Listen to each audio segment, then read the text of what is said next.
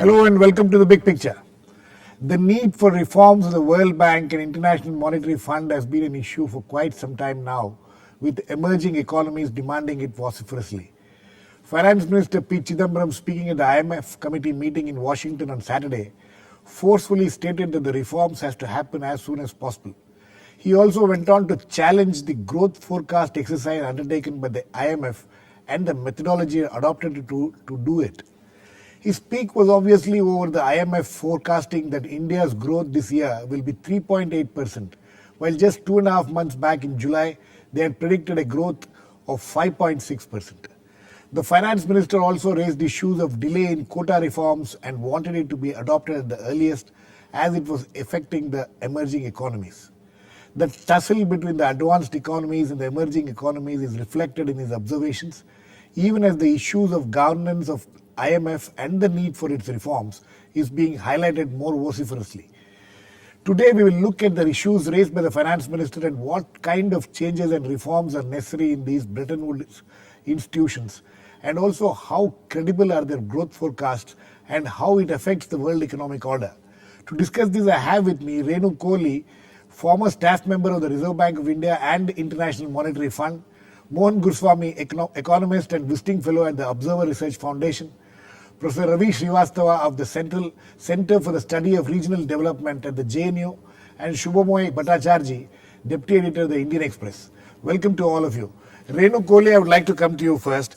This challenge, virtually a challenge posed by the Finance Minister, Mr. Chidambaram, and the IMF, challenging their methodology of their growth forecasts. Is that something which is justified? Do you think that there is some problem with the methodology of the IMF?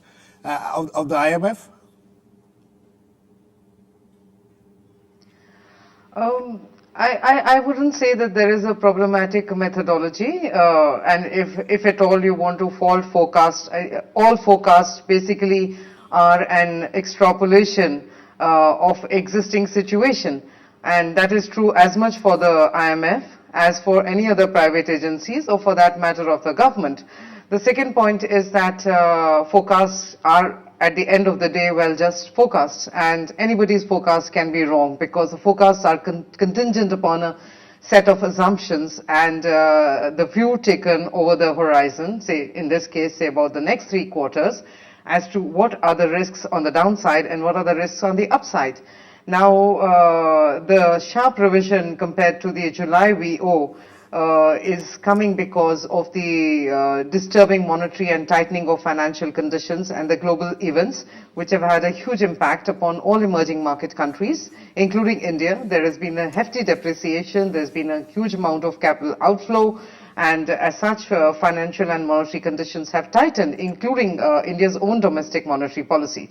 So there is a reversal, and the fund obviously sees that both fiscal as well as monetary policies in India are pro-cyclical, and they are going to be a drag upon growth, which in my view is a correct assumption. It is also seeing the government's complaint is that it is not, the IMF is not factoring in enough of robustness rebound in agricultural demand or rural demand. Right. So there is a bit of change there. And as unexpectedly, I looked at the IMF forecast, and for example, the IMF is predicting a current account deficit of 4.4% of GDP. Now, everybody is taken aback by the very good performance of net trade, particularly export growth in the July to September quarter itself has averaged about between 11 to 12% each month. And now there have been sharp downward revisions in the current account predictions. All agencies are sharply revising them downwards between 3.6 to 3.7% of GDP. So that's one point on which the IMF's current predictions, I would say, are a little pessimistic. The second thing is that the fund is predicting factor cost growth at 4.2%, and consensus estimates are 4.9%, which is all private agencies, etc. The government's own growth projections are 5% plus. And I would say, given the robustness of rural demand rebound and the contribution of net trade, I would also think that the actual outturn may well be closer to between 4.9 to 5% of GDP rather than 4.2% of GDP. Renu, So Kohli, I don't think it's a question of methodology. Okay, it's not a question of methodology. You don't see any problem with the methodology. Okay, I'll process Srivastava. Forecasts are forecasts. Why take so much of objections to it? After all, forecasts are forecasts. Well, I mean, clearly forecasts also play upon sentiments, market sentiments, expectations, and so on. So the finance minister and the prime minister and various other people would be right in defending their own projections of the Indian economy, which are on the upside. Right. But again, as Dr. Kohli pointed out, there are both upside risks and downside risks. And while we have seen a fairly significant slowdown in growth in the first quarter this year, the upside has been the performance, the reduction in imports and the reduction and the increase in exports. Right. But I think on the whole, from quarter to quarter, one is still seeing a slowdown in growth. It is very unlikely that we will be able to touch 5% of GDP. No, but what about this questioning, the finance minister questioning the methodology itself?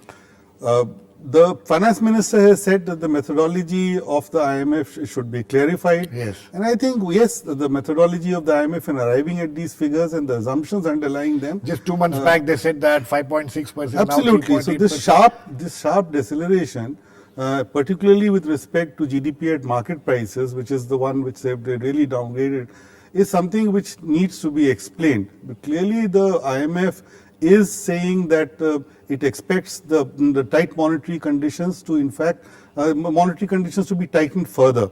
That is one thing. Secondly, it is expecting, because these are projections at market prices, it is expecting subsidies to grow at a much faster rate than the government is seeing them go, or the subsidies, and hence the fiscal deficit.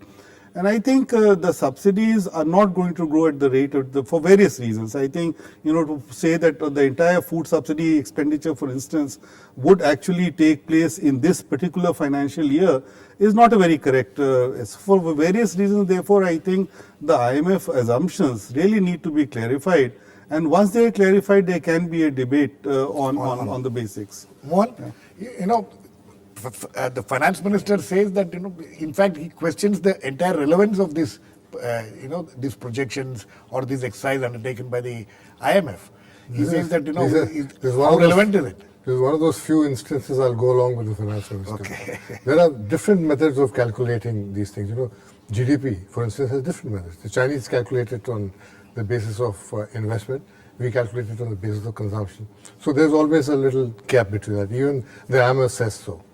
Now, the IMF is calculated using a certain methodology of market prices, and we do it on factor prices. Okay, so there are different methodologies, and you'll get different figures. But I always find IMF data behind times, because after all, they're going to get it from us. They have no satellite or drone floating around which is picking up data. They have to take it from our sources. Okay, now our sources are more ahead of time on this. I would really go by what the RBI says, or then even the Ministry of Finance, because they are really have hands down on this. Everybody who sees the data talks of at least 5%, not below. Yes.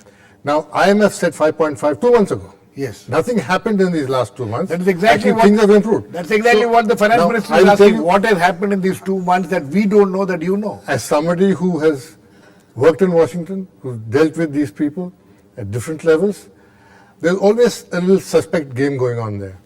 There's this big mix-up of investment bankers, portfolio managers, IFC guys, and all these guys floating around, and they gossip over tables and push things up and push things down. There's a sentiment which drives these things rather than, hard facts. Now, IMF is not God. I don't accept that it knows everything.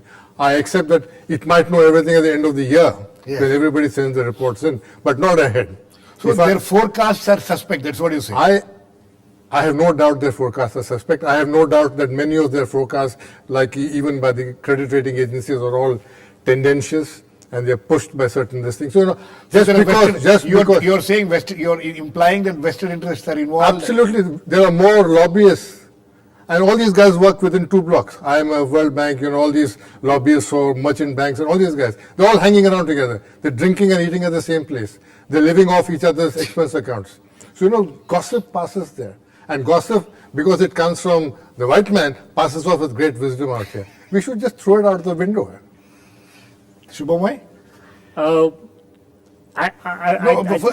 want you to address the relevance of it. The finance minister has, on their face, he says how relevant are these, these forecasts. The entire IMF, he's challenging the surveillance mechanism of the IMF. It's interesting, but the point is that this year for Indian economy is a year for a change. This is the year when there's going to be a change in the trend. Right. Now, calculating or predicting a trend change is always a very tricky exercise, whether it's IMF, whether it's RBI. And so when that change, we know that there's been a downturn. The downturn has been established for quite some time. To predict when the upturn will come is a difficult exercise. Right. As Mohan says, they're taking data from us and then they are looking at it. And so obviously, yes, that part is accepted.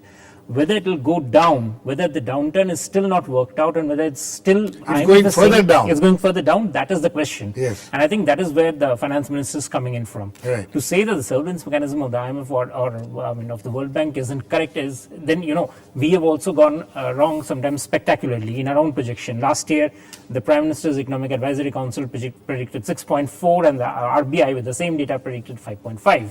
So obviously, we also have sometimes enormous problems. But given the fact that the reason why the IMF data is significant and why the finance minister has taken up cudgels is that a lot of investment decisions would be determined on the basis of these numbers. Yes. So to that extent, he has got reasons to say that, look, guys, I would like to see whether like you to believe me that the downturn has eased off and we are, at the point of inflection change. Absolutely. Renu, Kohli, see, that is the issue. The issue is that, as Subhomoy was pointing out, as finance minister points out in his speech also, he says that these kind of exercises can cause gloom, and it will affect the investment atmosphere, climate in the country. It will affect the markets. So one needs to be extra careful. You think that doesn't he have a point when he says that? He has a point, but his point varies with the what point at the business cycle is. If it was a boom time and the IMF came out with overtly pessimistic forecasts, I doubt if the finance minister would really bother. But if the forecasts come out at a time when Indian economy is at a particularly difficult juncture, it does play upon sentiment. But the thing is that the fund has historically it has always been extra conservative, and to take a domestic example, I mean the government's growth forecast projections will always be a bit buoyant and ebullient compared to that of the Reserve Bank. The Reserve Bank, by nature of being a central banker, will always be overtly cautious. And the second thing is that the government's own forecast, as Subhomoy pointed out, in the last 2-3 years, its own record of growth forecast has been incredible, to say the least. So the finance minister concern stems from the fact that currently, in the past 2-3 months, there have been a huge spate of gloom-doom India-centered stories, which in my view and his view, of course, have been overdone. They were largely overdone, and they actually played a role in fanning negative sentiment. Renu, Kohli, what about what Mohan said? Mohan says that their forecasts have always been suspect, and there are these vested interests involved, all kinds of lobbies working. Do you think that could have played some role in this kind of thing? Do you think such things play a role at all? Yes, I have heard.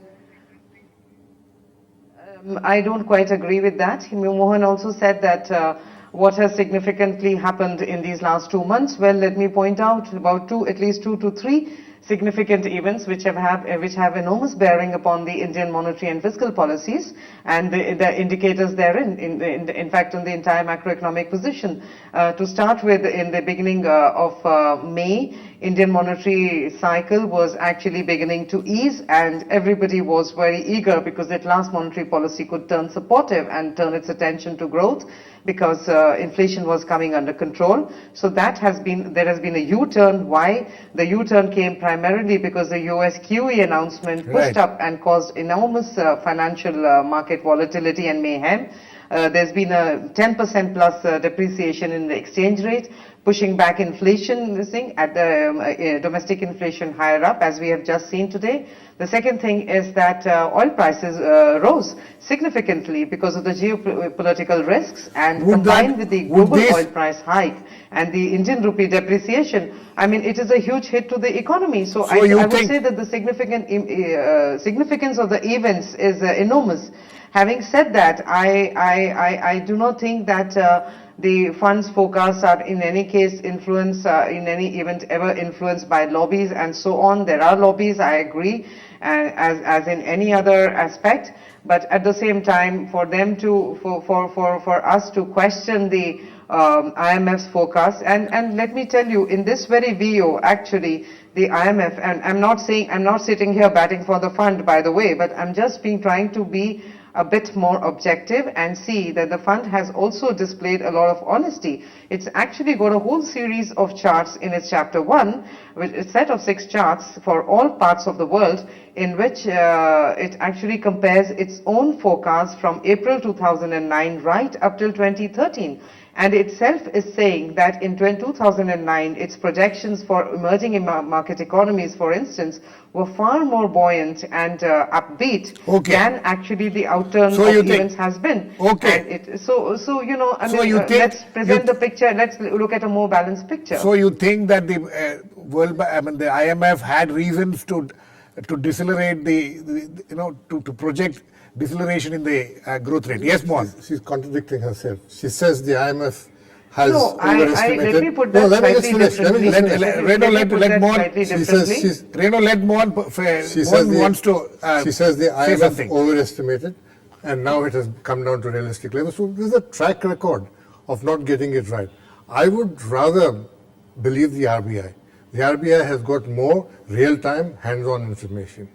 And the RBI has said, even last year, that we will do 5.5, when Mr. Chidambaram was talking about 6 plus. So we stick by the RBI. RBI today also insists that we'll be between 5 and 5.5.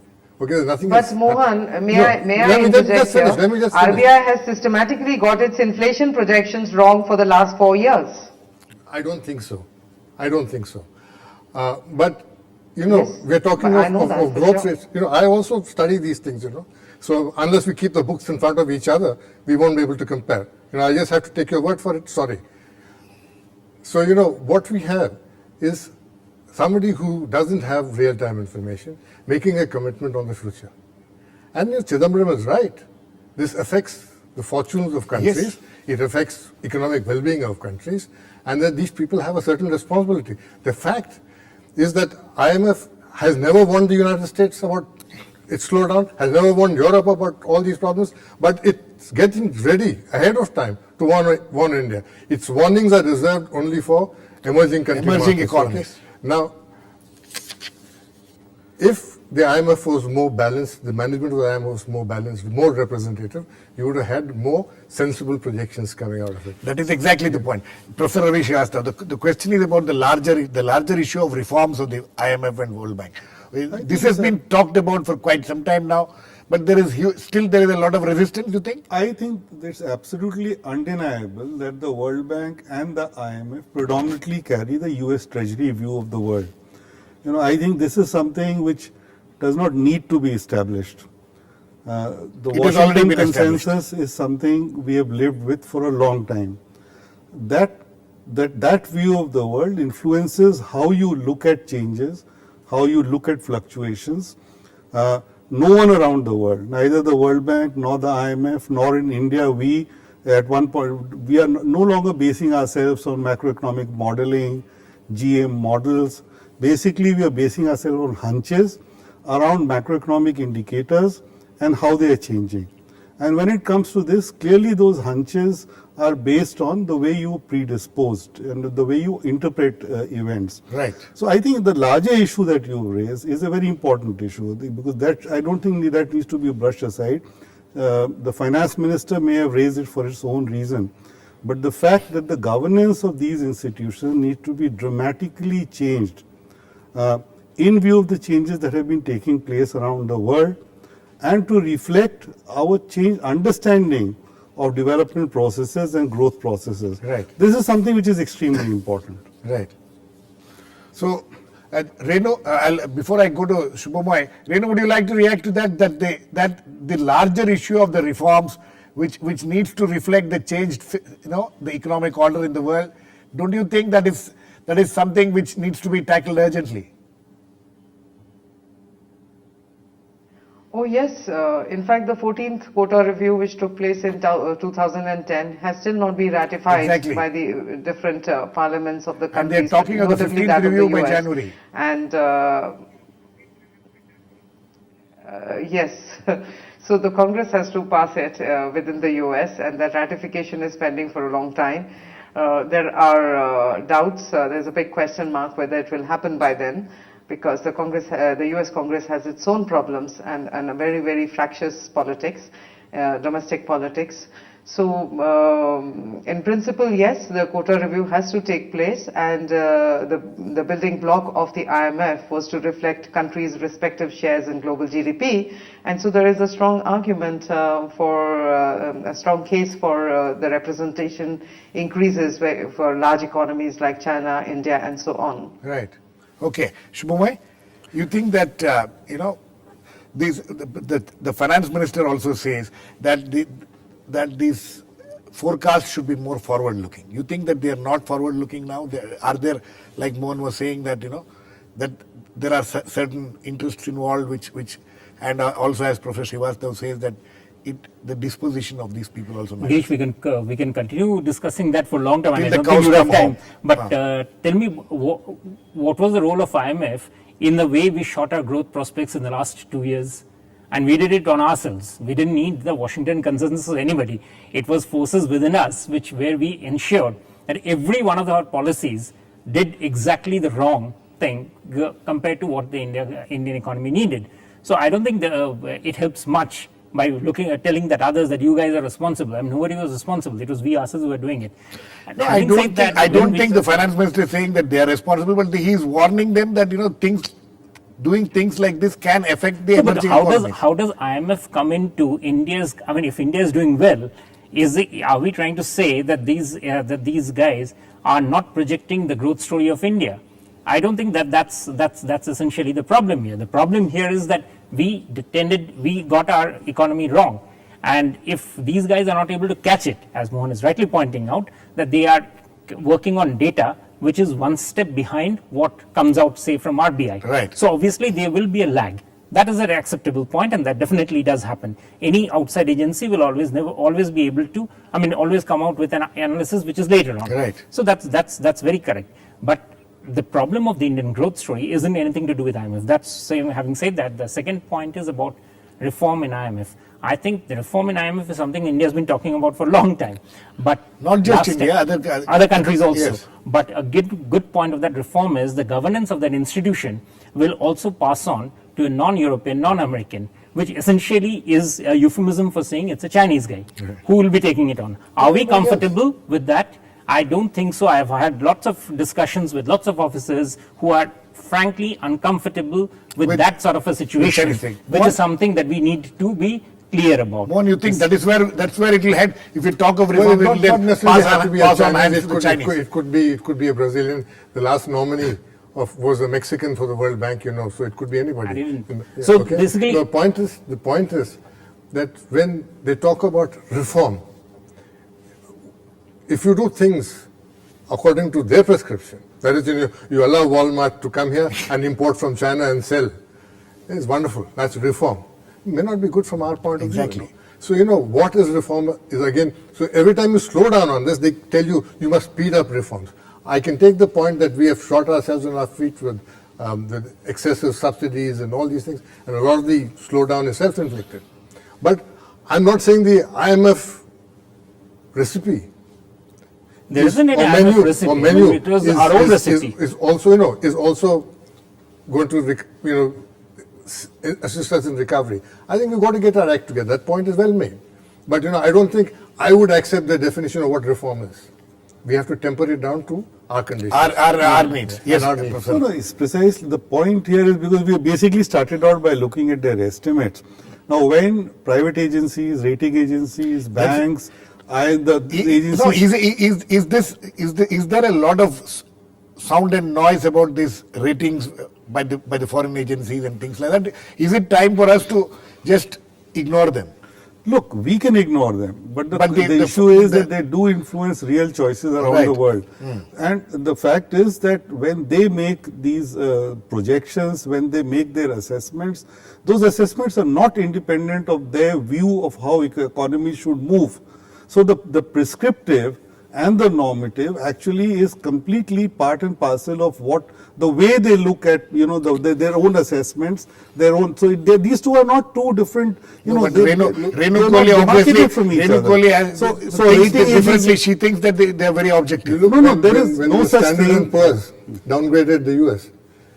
Obama said this fellow needs to be sacked. He doesn't know his job, and the chief executive of Standard and Poor's actually got sacked 3 months later. Right. Okay. So It's not.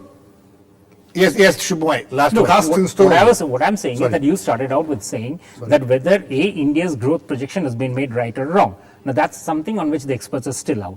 The second point is whether IMF reforms has got anything to do with it. I don't think it's there.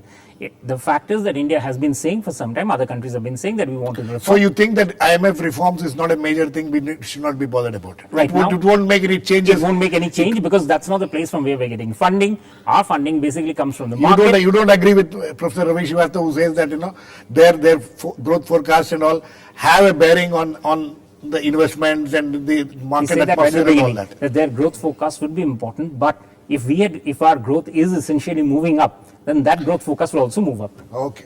I think on that note, we need to end. We're completely run out of time. This is it's been an interesting discussion. There are pros and cons to it, but the fact of the matter is that for years, these reforms have been demanded and it has been stalled. Hopefully, we will see, but as Subhomoy says that it may not make much of a difference, but we will have to deal with our own economy. But the fact of the matter, we're living in a globalized world where any of these kind of predictions can affect the emerging economies. Thanks to all my guests, Renu Kohli, Mohan Guruswamy, Professor Ravi Srivastava and Subhomoy Bhattacharjee. Please keep watching. We'll come back with another issue, Big Picture, same time tomorrow.